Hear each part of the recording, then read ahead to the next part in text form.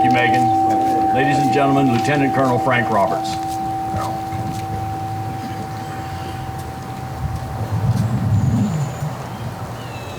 I walked through a county courthouse square. On a park bench, an old man was sitting there. I said, "Your old courthouse is kind of run down." He said, "No, it'd do for our little town." I said, "That's a raggedy old flag you got hanging on it." And he said, "Yeah," he said, "but that's good." And we began to look at it a little bit more. So with the flag moving and the old ragged old flag, and he turned it down to where he told that guy, he said, "Have a seat." And I sat down. He said, "Is this the first time you've been to our little town?" I said, "Yeah, I think it is." He said, "I don't like to brag, but we're kind of proud of that ragged old flag.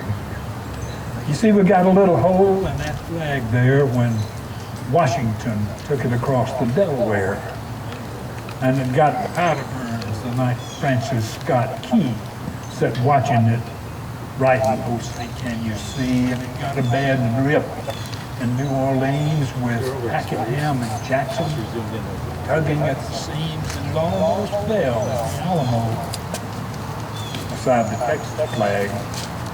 But she waved on though. Oh, she got cut with a sword at Chancellorsville, and she got cut again at Shiloh Hill. Robert E. Lee and Beauregard and Bragg. The south wind blew hard on that ragged old flag. On Flanders Fields in World War I, she took a big hole from a earthquake. She turned blood red in World War II, and she hung limp and low a time or two. She was in Vietnam and in the Great, and he worked with her ways in another different way. And he never did find that where he was going. She hung limp and low, time or two, Desert Storm, Afghanistan, Korea, and we went where she was sent by her Uncle Sam. She waved over our ships on the briny foam, but now they've about stopped waving her back here at home. In her own good land, she's been abused, burned, dishonored, denied, and refused.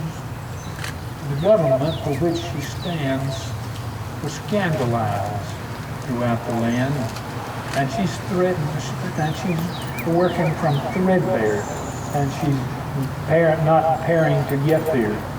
And so she's working from this end and trying to make that part work. She rode away over our ship to briny foam, but now they've about stopped waving her back here at home. In her own good land, she's been abused, burned, dishonored, denied, and refused. The government for which she stands is scandalized throughout the land. And she's getting threadbare, and she's wearing thin. She's in good shape for the shape she's in, because she's been through the fire before. And I believe she can stand a whole lot. So we raise her up every morning. We put her down every night, and we don't let her touch the ground, and we fold her up light. On second thought, I do like to brag, because we're mighty proud of that ragged old flag.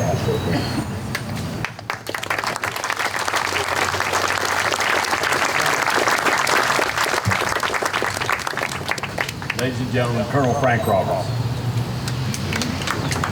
Yes, indeed.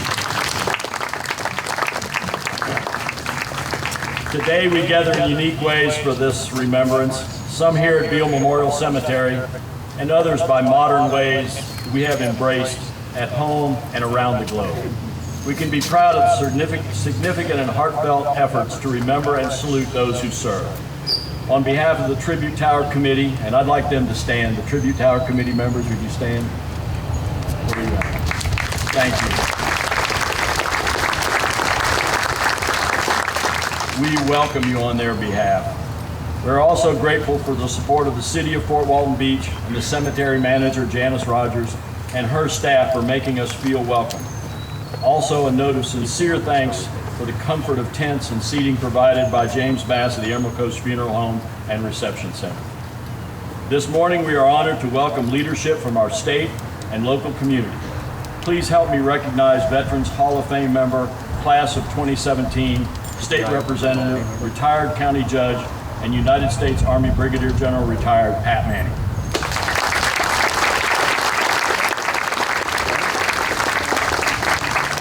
Also, help me recognize Veterans Hall of Fame member and Vice President Emeritus of Northwest Florida State College, Dr. David Goetsch.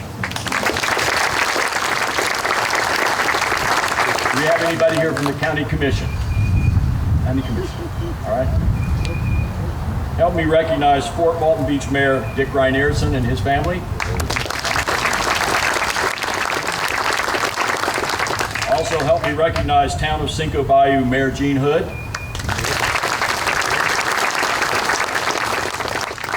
Help me recognize Shalimar Mayor Mark Franks.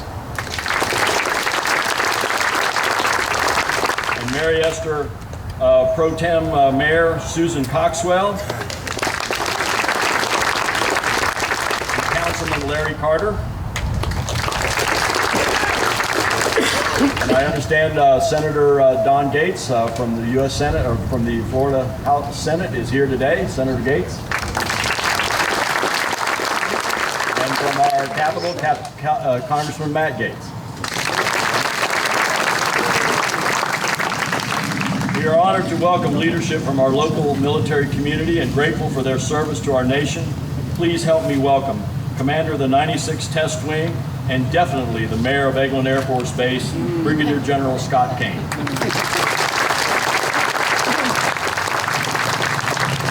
We are also honored to welcome Colonel Kevin Trujillo, Commander of the 7th Special Forces Group Airborne, and his family. And Colonel Frederick Coleman, Commander of the 505th Command and Control Wing, representing Hurlburt Field in the Air Force Special Operations Command today. Serving as our chaplain for today's ceremony, we are honored to welcome the Reverend Cecil Williams. In addition to his extensive work and experience with our military and his service with the Salvation Army Advisory Board, he is pastor of the historic Gregg Chapel African Methodist Episcopal Church in Fort Walton Beach. Reverend Williams. Let us also recognize members of each of our services, our Army veterans. Army veterans, Army members, raise your hands. We know you're there. United States Marine Corps, Semper Fi. United States Navy, where's Terry? United States Coast Guard. United States Air Force. We love you all. And now the United States Space Force. All right, come on. We are proud to recognize those who have served in our wars and conflicts, our Korean War veterans. Any Korean War veterans here today? Yes. All right. Vietnam, welcome home, Vietnam. Just Cause. Desert Shield, Desert Storm. The Second Gulf War, Specialist Sparks over there. The ongoing war on global terror. Yes. We are proud to recognize those who have served in our wars and conflicts, and one special friend who is conspicuous by his absence today, Lieutenant Colonel Sam Lombardo. He not only saw action in the Battle of the Bulge during World War II, but mastered the rebuilding of the Palace of Justice for the Nuremberg war crimes trials. He also saw service in Korean and Vietnam Wars.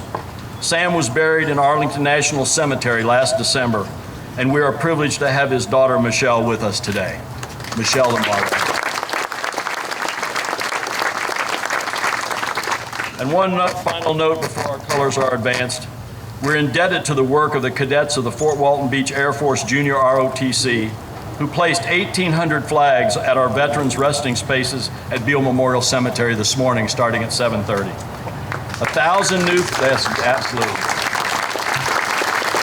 And they put up all these chairs. 1,000 new flags were provided this year from the efforts of the Wreaths Across America program this past December. The success of that winter dressing of graves was magnified at the ceremony by the remarks by Dr. David Goetsch and keynote speaker, Brigadier General Scott Kane. Our thanks to Wreaths Placement Coordinator Dennis Krebs, Dr. David Goetsch, General Kane, and the support of the Greater Fort Walton Beach Chamber of Commerce and our community for helping us have Wreaths Across America to sustain what we do here today on Memorial Day. Give them a round of applause.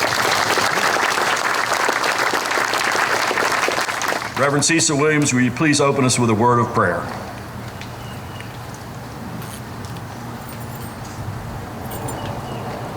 I invite you to pray with me. O merciful and gracious Father, the giver of every good and perfect gift, we come once again to seek your face upon us and to give you thanks for the many blessings you have bestowed upon us. Heavenly Father, as our nation pauses today to remember the men and women who paid the ultimate price, gave the perfect sacrifice for the freedoms we enjoy today, we pray your strength upon loved ones and friends as we seek you for strength, comfort, and guidance as we honor their lives. And always I pray for peace to prevail among all nations, O God. But you have told us there will be wars and rumors of wars, so protect our soldiers. As your will is accomplished, Lord, I beg of you to preserve their lives in the hollow of the love and your protection.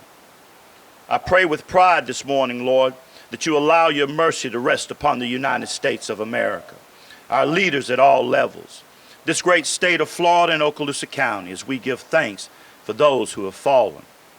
Finally, we thank you for your holy word, where we find true peace for our sinful souls. Keep us repentant of sin. Move us to know and treasure your saving grace. It's through your darling Son, Jesus, that I pray today. And all his people said, amen. Thank you, Reverend Williams. Please stand if you are able for the advancement of the colors. Color Guard, advance the colors.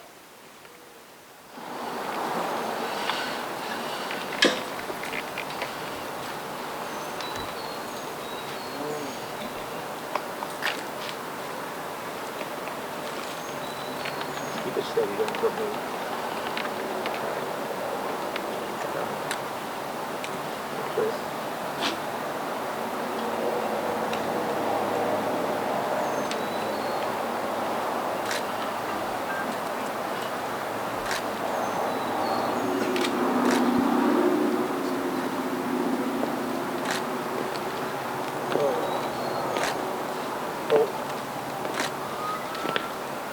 Left turn.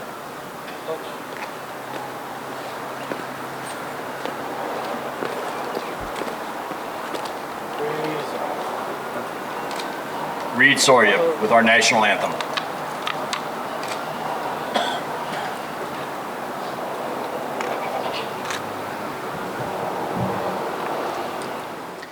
Oh, say, can you see by the dawn's early light what so proudly we hailed at the twilight's last gleaming, whose broad stripes and bright stars through the perilous fight o'er the ramparts we watched were so gallantly streaming, and the rockets' red glare, the bombs bursting in air, gave proof through the night that our flag was still there.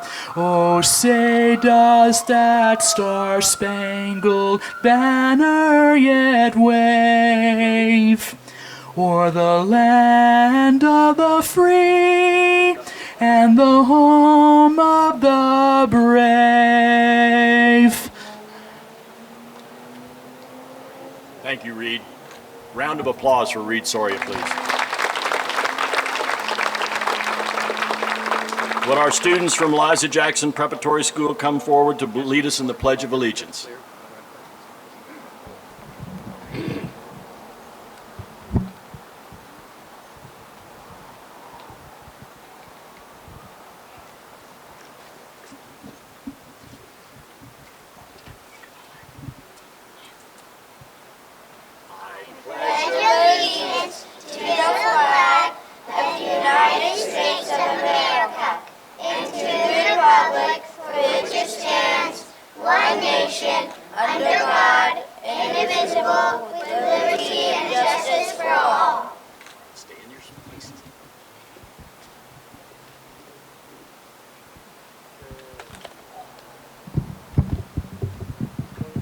Thank you, Tucker Gordon, Maggie Gordon, Emma Gordon, Anna Gordon, Braden McAllister, Emily McAllister, Caitlin McAllister, Kinley Friley, and Sutton Friley.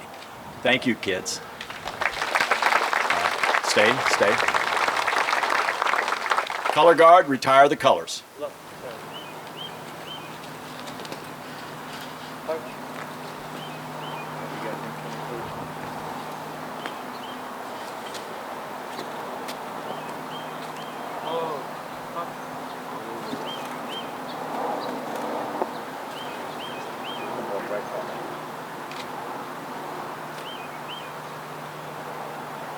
Ladies and gentlemen, the color guard from Fort Walton Beach High School Junior ROTC program and Liza Jackson School doing the Pledge of Allegiance.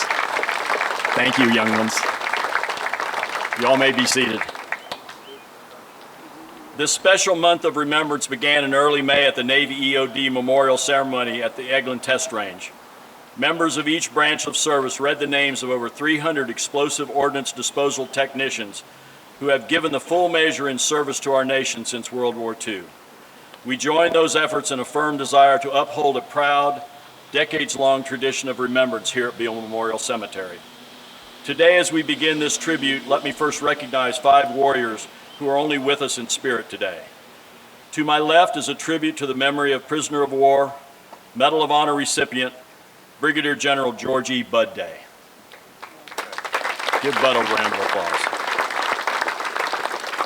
Also to my left, son of a local son, Choctawhatchee class of 1966, United States Army Special Forces Sergeant Fred Allen Gassman, lost in Vietnam in 1971 and never recovered. His family is here today also.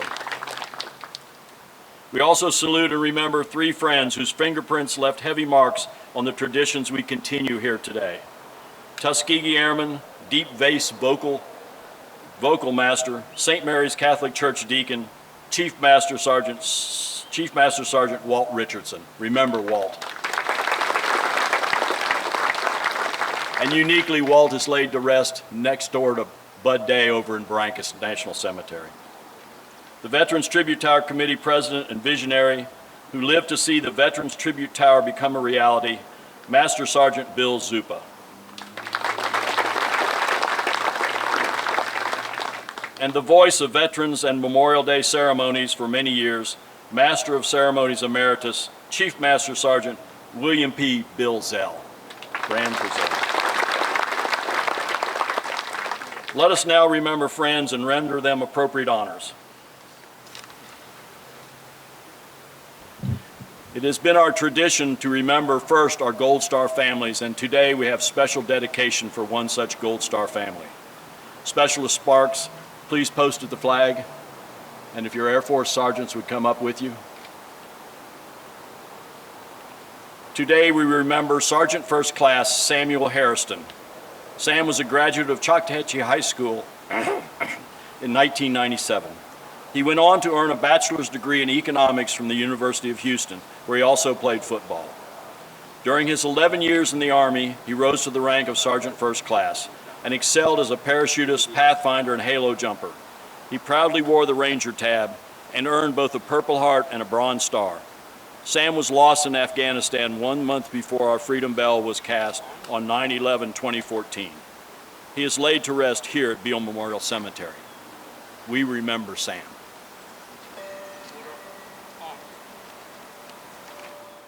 I also will read Wyatt Whitworth Jr., Ryan James Cook, Robert R. Reed, James Levin, Samuel Spall, George Riddell, Michael Stepro, William Haynes. Representative Manny, would you please come forward to read names?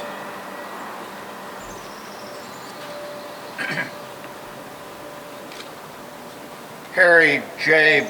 Batarsik, Lee Ernest Betts, Brian Scott Huggins, Ethan Eric Lilleberg, Wilburn Walls, Edward John O'Gallagher, Jerry Lee Kennedy, Hubert Hayes, George B. Purinton, Patricia Smith, Kenneth Stetson,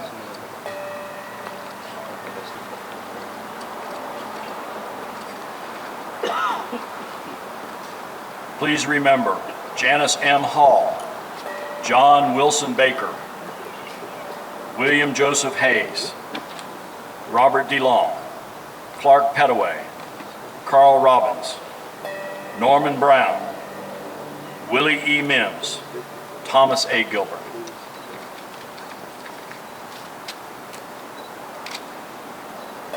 General Kane, if you would come forward.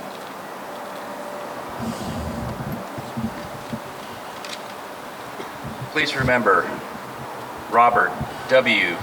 Chedbob Chedister, Alexander Fisher, Jack Edwards Peters, Jack Leslie Freeman, Joseph Robert Townsend, Stephen Jones, Thomas Joseph Mulcahy, Charles H. Evans, Catherine Erlin Ellis, Paul Gerald Jordan, Clifford J. Powell, Fred Allen Doyle.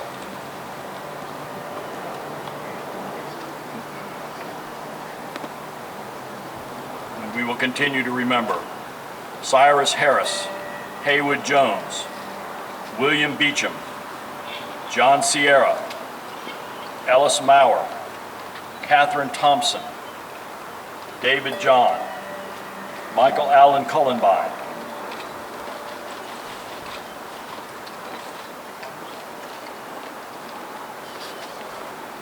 thank you, General. Colonel Trujillo, would you please read some names? James W. Grimsley, Jimmy Franklin Pitts, Anthony Sementilli, Nathaniel Smith, Patrick Lawrence Townsend, Matt Richard Harris, Richard Young, Stephen Spinella, James John Morden.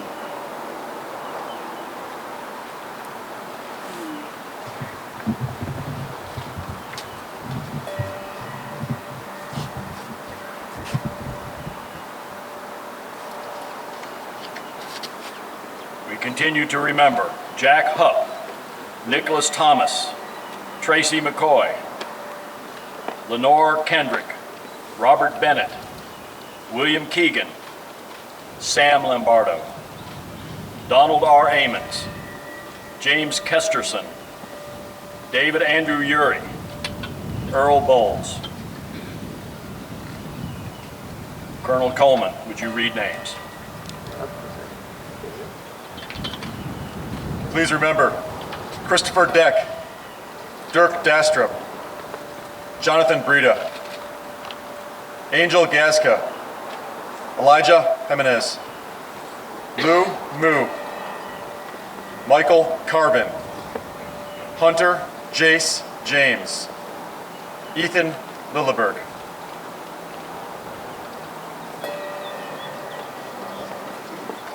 We continue to remember John Glasgow, Charles K. Smith, William Ronald White, Ralph James Bruno, Donald Tyner, Larry G. Henderson.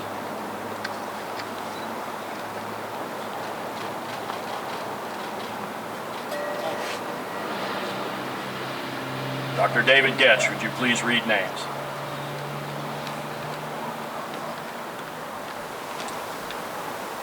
Please remember Edwin M.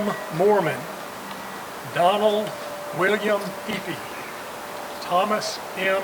Gam, Curtis Hostel, James Gerald Archuleta, Donald Sweet, Edgar Allen Thomas, William Henry Rogers, Cedric Pierre Rose, Michael Elliott Barron, Nels Gustav Nelson, and Donald Misiak.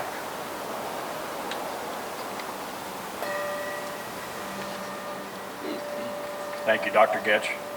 We continue to remember William Eugene Jump, Lucian Byron, Rule Clark Junkins, Niels Polson, Martin Patton, Donald Jerome Thaleen.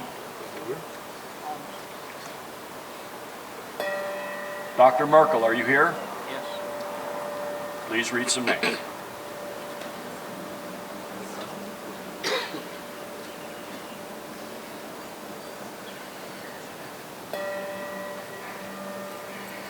Please remember Bob Karen, David Pembo Pemberton, Dick Prater, John Street, David Silva, Jerry Brown, James Elliott Keegan, Daryl Andrew Black, Donald Brown, Lee Kendall Griffin, Scott Van Dyke, Eddie Wayne Reeves, James Allen Thrapp, Michael Addison Knox, and Mary Beth Hayes. Please remember.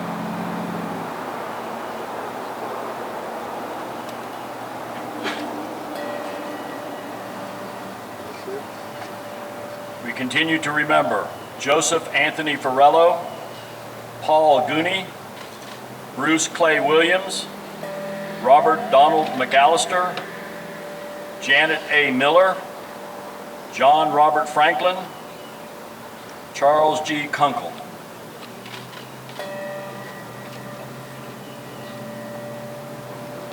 Reverend Williams, would you read, please?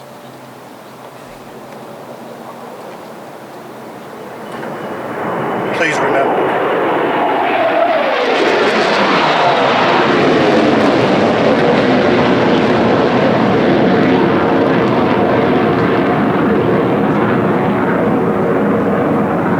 Neil D. Sanders, Mabel Marie Gunn, Robert Segal, George Thomas Knowles, Richard Paul Gilboa, Janet E.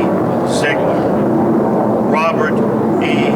Tondreau, Paul Leonard Guinan, Jack Henry Hart, Jeffrey Daniel Hale, Paul George Sizemus, Fred M. Gibson, Larry A.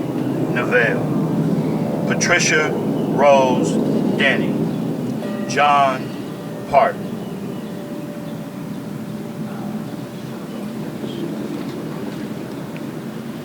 We continue to remember Gordon H. Kraft, Darrell Wayne Foster, Matthew Elam Allen, Kevin D. Downing, Everett Atkinson, Daniel Ray Durrett.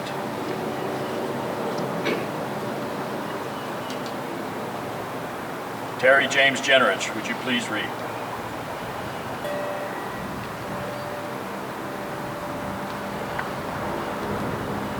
Please remember Richard A. Nelson, James J. Donlin, Mark Randolph Conte, Felix Zambona, William J. Steele, George John Wagner, Betty Kenyon, Carl Theodore Krujak, William Andrew Brine, Johnny May Bunting, Michael H. Hams, Richard Thomas Ryer.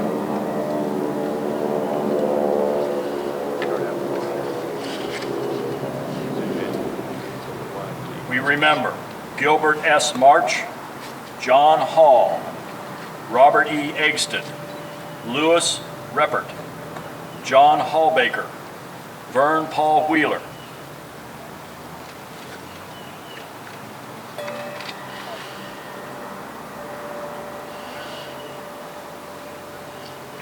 This concludes our roll call of deceased. We invite you now to come forward, help yourself to one of our flowers on either side, and help us build the community wreath.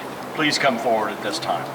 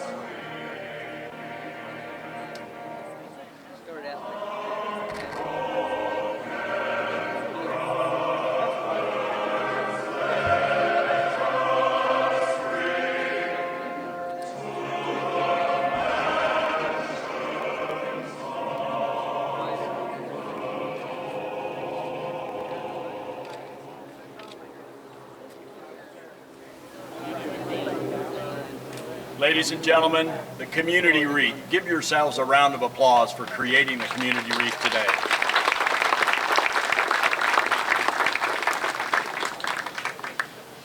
Well, thank you for your efforts on building this, and give yourself, this well-rounded applause. And it's a distinct honor to introduce Veterans Hall of Fame member, prolific author, and Northwest Florida State College Vice President Emeritus, Marine veteran Dr. David Goetsch. Semper Fi.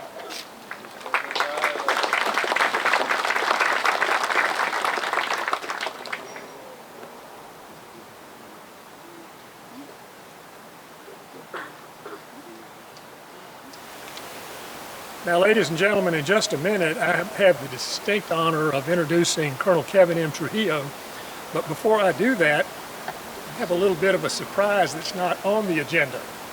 And I am just delighted with this task that I've been given by the President of the United States.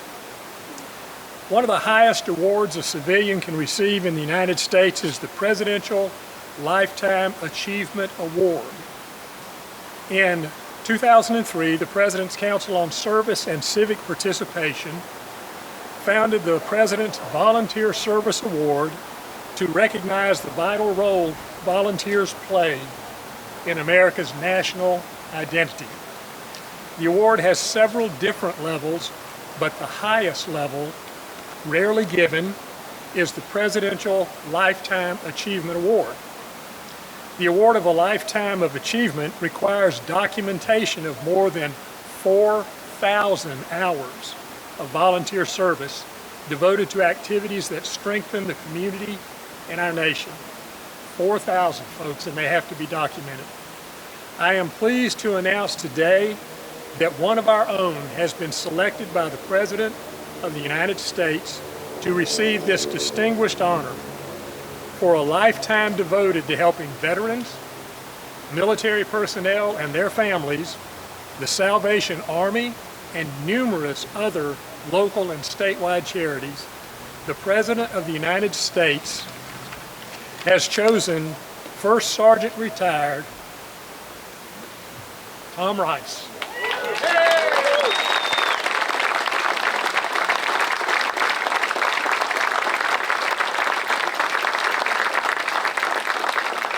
I had the privilege of nominating Tom to be inducted into the Florida Veterans Hall of Fame. I was inducted in 2016, and I said, I don't even deserve to be there until Tom's there, so I nominated him, and he uplifted the whole group. Our own hometown hero has received the Presidential Lifetime Achievement Award, so on behalf of the President of the United States, I am pleased to make this presentation this morning. The First Sergeant Retired Tom Rice.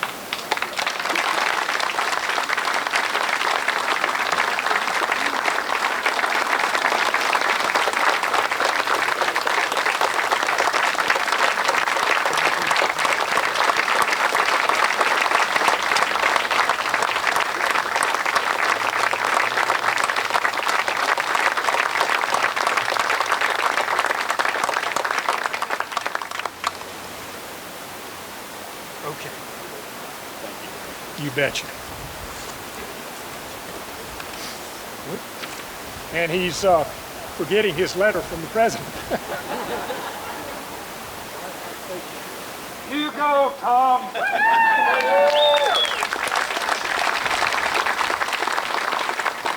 Not to get political, but I think Tom just made our President look better.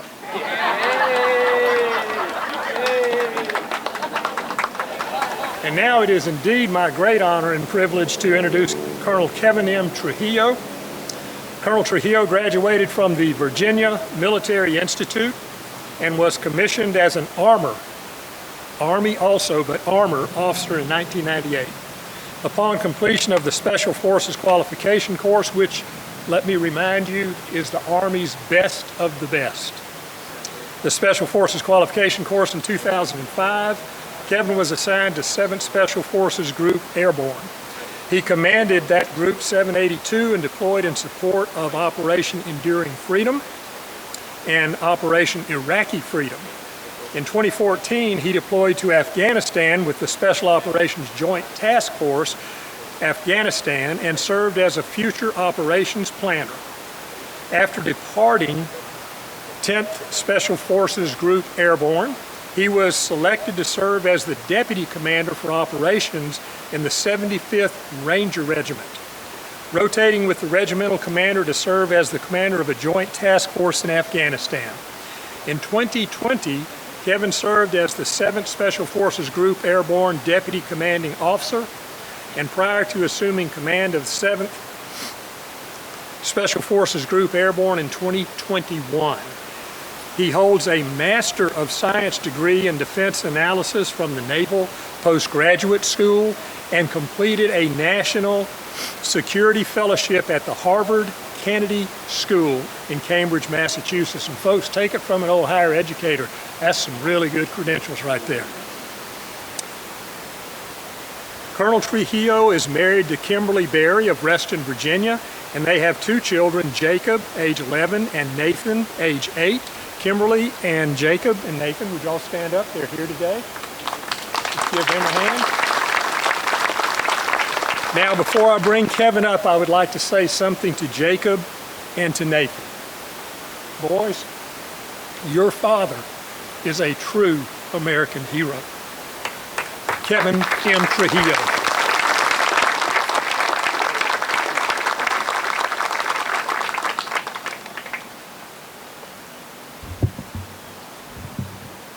Really appreciate that introduction. Very, very humbling. Thank you kindly for that. Distinguished guests, ladies and gentlemen, good morning, and thank you for the opportunity to briefly speak and introduce our guest speaker. First, I'd like to take an opportunity to thank the entire community for your unwavering support for the 2,650 soldiers of 7th Special Forces Group and the nearly 3,000 children and spouses. We're proud, we're very proud to be a part of the Okaloosa County and the community here and to serve with our brothers and sisters in blue of the world's most powerful Air Force and to call this place our home. Memorial Day is a time to honor our commitment to never forget those who served and sacrificed their lives for America.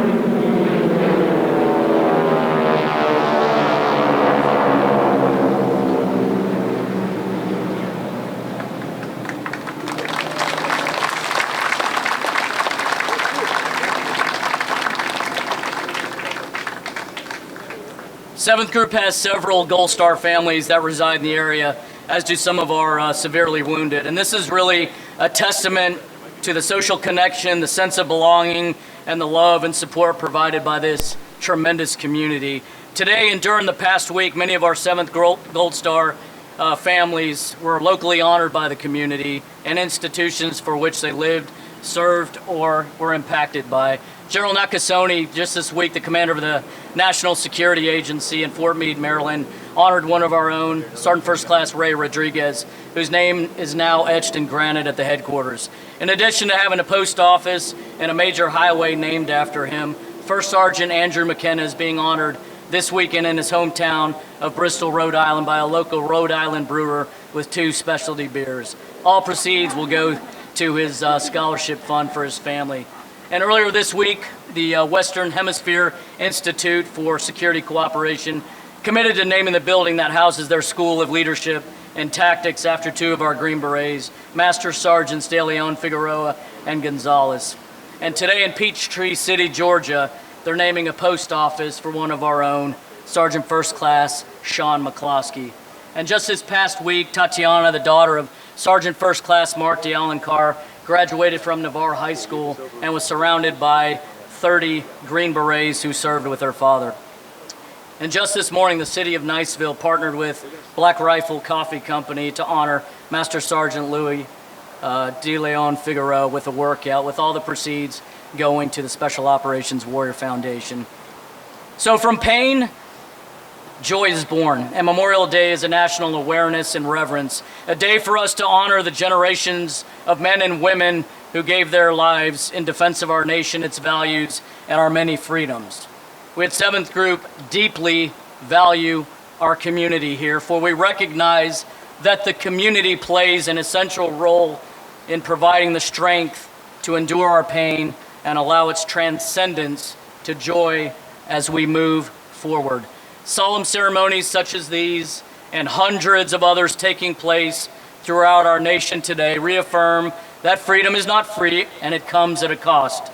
Preservation of freedom has been ensured by the sacrifice of over 600,000 Americans who gave their lives over the course of our American history.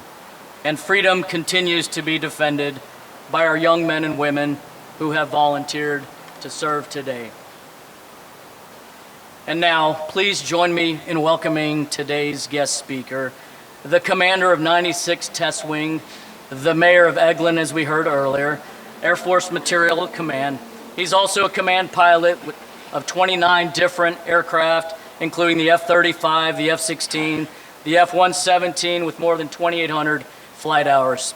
He's also responsible for providing all of the base operating support, the infrastructure, and services support to Air Force's largest installation, encompassing over 724 miles. He currently commands 8 groups and 32 squadrons.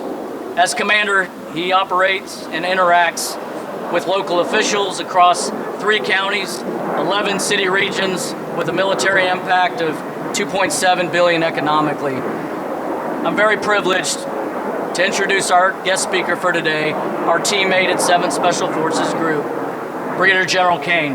Thank you.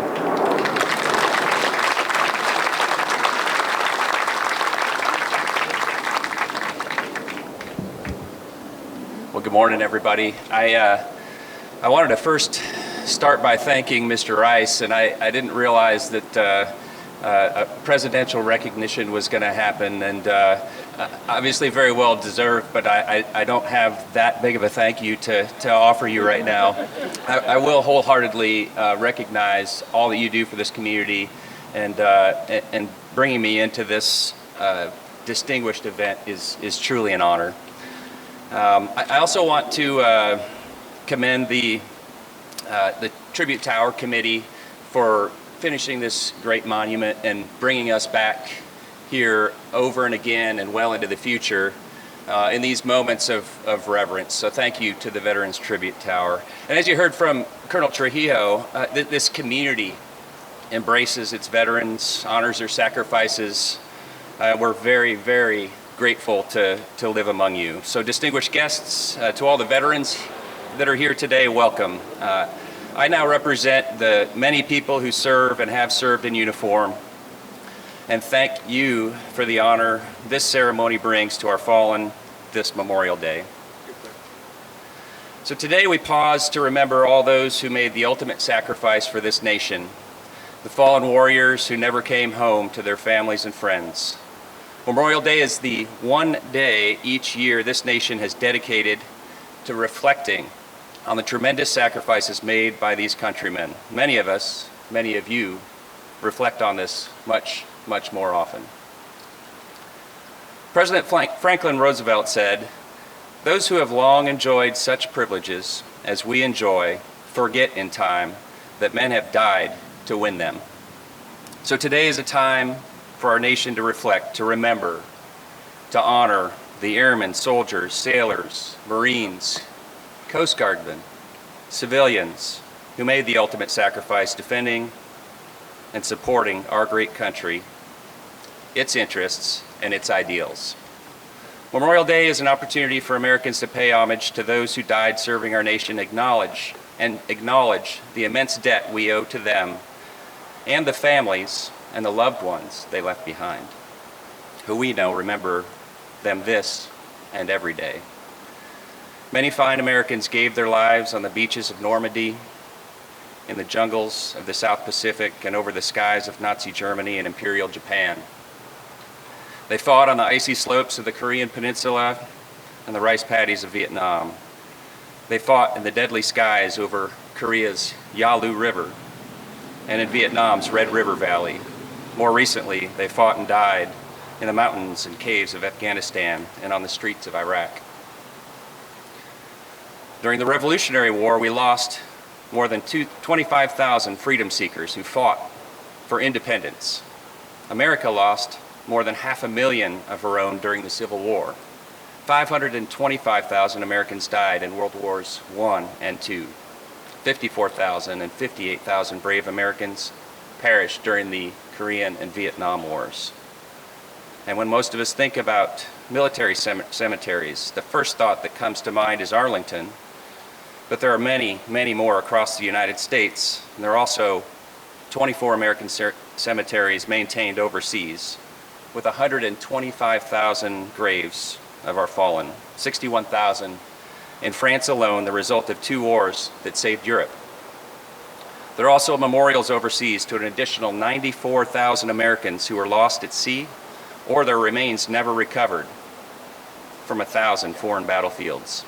This cemetery in particular has special meaning for this community, as Master Sergeant Edwin Horton Jr. is buried here. Sergeant Horton was the last surviving crew member of plane number 10 of the Doolittle Raiders. On April 18th, just this year, the Emerald Coast hosted the final goblet ceremony where we turned over the last goblet for Colonel Dick Cole, who passed away in 2019. It's my understanding that every time Colonel Cole was in town, he visited the gravesite of Master Sergeant Ed Horton to honor his service and sacrifices to our nation. A remarkable story from a remarkable era. Today, our nation has been engaged in combat operations for many years. Since 9/11, 6,966 have given their lives in the cause of freedom. 53,332 have been wounded, many terribly. But when we list those thousands who paid the ultimate price, it can sound like just a number, a statistic, a record kept. But there's no anonymity in the numbers. Each number represents a precious life. People with hopes and dreams, people who grew up in small towns and large cities, were involved in schools and communities, went to church, and enjoyed time with family and friends, and who had their whole lives ahead of them. They were ordinary people who performed remarkable acts of bravery and gave, as Abraham Lincoln said, their last measure of devotion to something much, much bigger than themselves. They chose to serve and put every American above their own self-interest. 2 such lives and great Americans are Sergeant First Class Javier Gutierrez and Sergeant First Class Antonio Rodriguez, part of Eglin's very own 7th Special Forces Group, who were both killed in action on February 8th, 2020, while deployed from Eglin to Afghanistan. They died from wounds sustained during a combat mission. They'll always be remembered as leading by example and leading from the front, as they were that day they died. They're true heroes, as are the thousands who also gave their full measure of devotion. Their memories live on through their families and events like this. We can never forget and will never forget the ultimate sacrifice they made for this country. Thousands of these heroes are honored today by their nation for their service, their sacrifice, for setting aside their future for the benefit of millions who will never know them, but who have them to thank for their freedom. The families of these heroes have endured great loss too, but they can be proud of their loved ones' desire to serve. They took up the cause of freedom over tyranny. They joined a long legacy of service going back to our struggle for independence in 1776. The principles that our nation was founded upon endure because of their sacrifice. They ensured our independence in 1776. They pushed slavery from our shores. Imagine if the rights of all Americans under the law were still just a dream. They triumphed over Nazi Germany. They stemmed the high tide of terrorism and extremism, empires of hate whose leaders proclaimed they would last forever. These are changes in the course of history, owed to those in uniform who laid down their lives. Those are the men and women we remember on this Memorial Day, on every Memorial Day. I'm now privileged to serve with a new generation of men and women whose commitment, bravery, and selfless devotion to duty and their country is in keeping with the finest tradition of our greatest generation. Our men and women in uniform are our most powerful line of defense against threats to this country. They come from all across America and have answered the call to duty. When they depart from our shores, we're hopeful that they will come home again, but we know that some of them may not. It's our responsibility to make sure that those that do not return are not forgotten. So today we remember. As we're enjoying this wonderful day, men and women of the Army, Navy, Air Force, Marines, Space Force, and Coast Guard have served and sacrificed and are still doing so around the world. They're admirably contributing to the continued struggle to reach a lasting peace. They deserve the support and gratitude of those of us at home. So today we honor all those who left us never knowing how much they would be missed. On behalf of a grateful nation, we salute them and pledge we'll never forget the sacrifices they made. So on behalf of all of the men and women in this military community, I once again want to thank you for the opportunity to speak today and for the tremendous community support you provide to our heroes in uniform and their families, and for remembering those that have served. Thank you.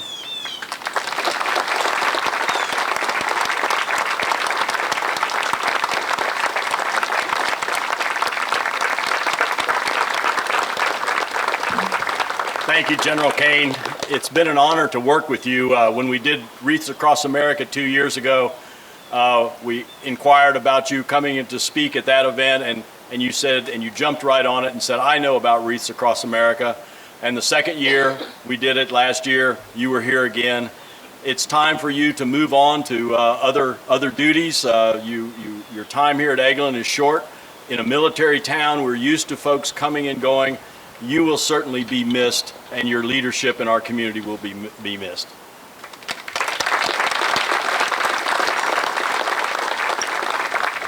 And I don't want to bore folks, but I've told this story a couple of times. When we cast the bell on 9/11/2014, as veterans and active duty members and junior ROTC students put the plates into the kettle, and we cooked that kettle until they were ready to pour it and make that bell that Megan rang earlier. Some of it spilled out on the sides, and some of it we made into coins. And I know the General has a great coin collection, but we thought something different. When the bell was cast, we also had enough material to make not only coins, but a few bells. And General Kane, we'd like to present you with a piece of the Freedom Bell from our community to take with you where you go on your next assignment. And it does come in handy to ring for glasses of iced tea and that sort of thing.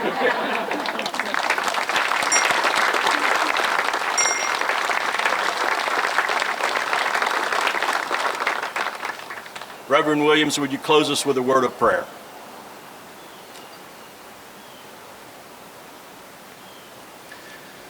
Now unto him who is able to keep us from falling, may his wonderful grace and his sweet, sweet spirit rest, rule, and abide in the hearts of each of us, henceforth, now, and forevermore. Amen. We had the flyover a few moments ago. I think Charles Duplantis has a couple of other duties today, but I think you saw the T-6 Texans that flew over early. So let's give a round of applause to Charles, who does this every year for us. And now at this point, will the firing party please take charge?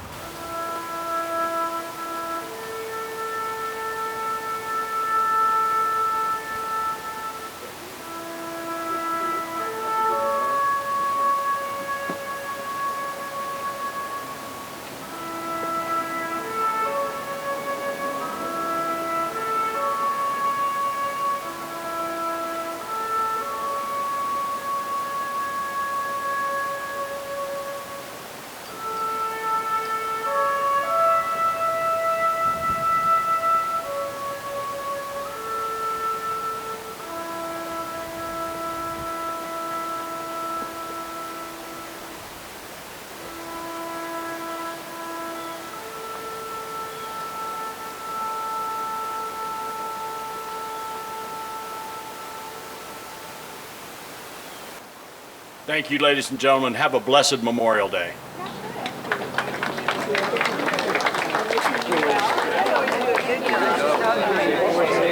Johnny Coyle. Good luck,